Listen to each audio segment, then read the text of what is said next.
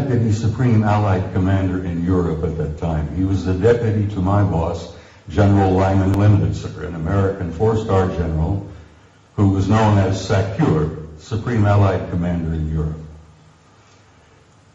Air Marshal Pike says, "I've had enough of this. These objects have been showing up regularly from time to time. And as I said, they almost triggered a war." Air Marshal Pike said, "We're going to have to come to terms and find out what the hell is going on here. I want to know."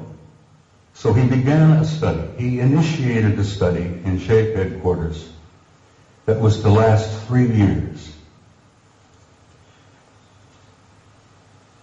They published it and they issued it in the summer of 1964 while I was there working in the war room. They titled it an assessment, an evaluation of a possible military threat to Allied forces in Europe. That's all it had from a title, just couldn't learn very much about that.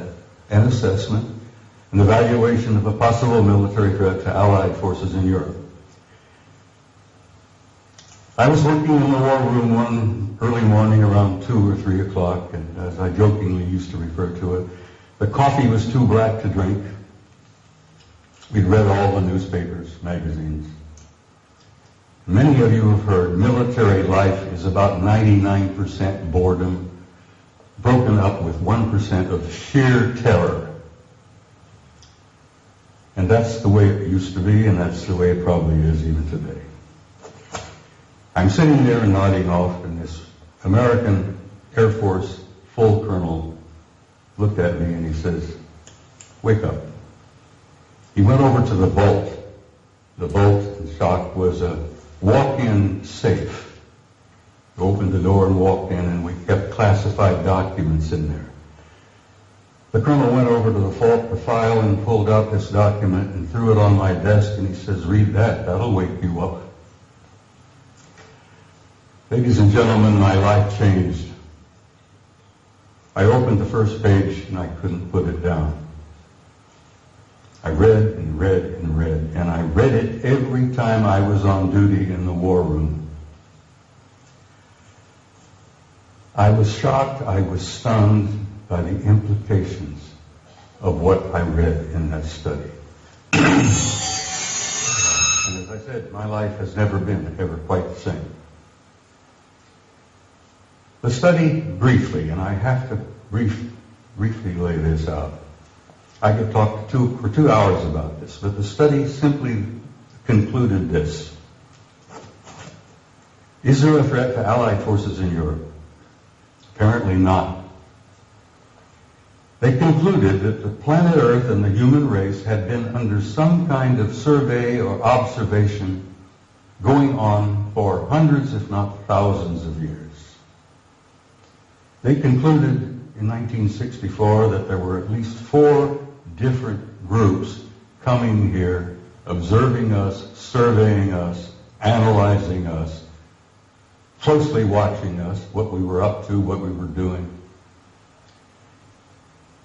They concluded that there did not appear to be a military threat involved because the repeated demonstrations of incredibly advanced technology demonstrated to us that if they had been hostile or malevolent, there was absolutely nothing we could do.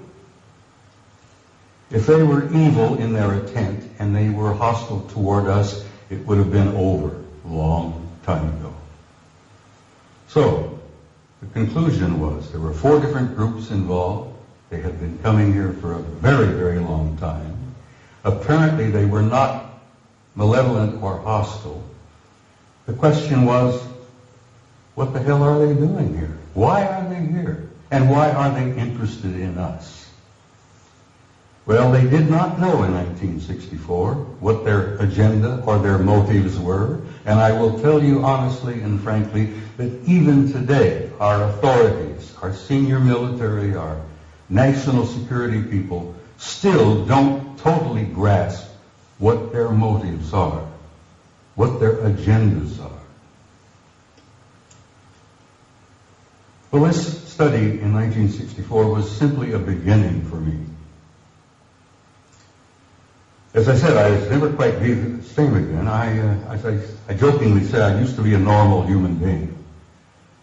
And after I read that study and launched on my 45 years of research, I lost all aspects of normality. I will be frank and tell you that over the years of my study and the material that I've learned and gathered has brought about in me a complete destruction of my old world view, my old world paradigm, the world view that I held since I was a kid, growing up. Everything made sense, I knew why we were here, where we were going, what was taking place. After I spent 45 years on this, it all collapsed around my knees. That was the destructive aspect of my personality. That was the part that changed me completely from the kind of human being that I had been before and to the kind of human being I am today. Ladies and gentlemen, I'm totally alienated. No pun intended. I've said in a couple of interviews and briefings and such, I have had for many, many years a love-hate relationship with the human race. One moment I love you, the next minute I hate your guts. One minute I adore you for your potential and the beauty of your music and your literature and your art, and the next minute I'm saying, to hell with all of you, blow them up, let them blow themselves up, clean the planet off, get rid of them. It's part of the struggle of having lost your old world view when your old paradigm collapses around your knees. So the man standing in front of you here today is literally a human wreck as compared to what I used to be. But I feel pretty good about it. I lost all my old illusions. I opened my eyes and I saw the future. And I'm very happy about what I've seen.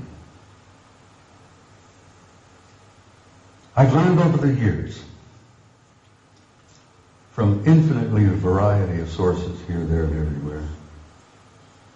I didn't retire from the Army until 1976, and I kept my top secret clearance up until that moment.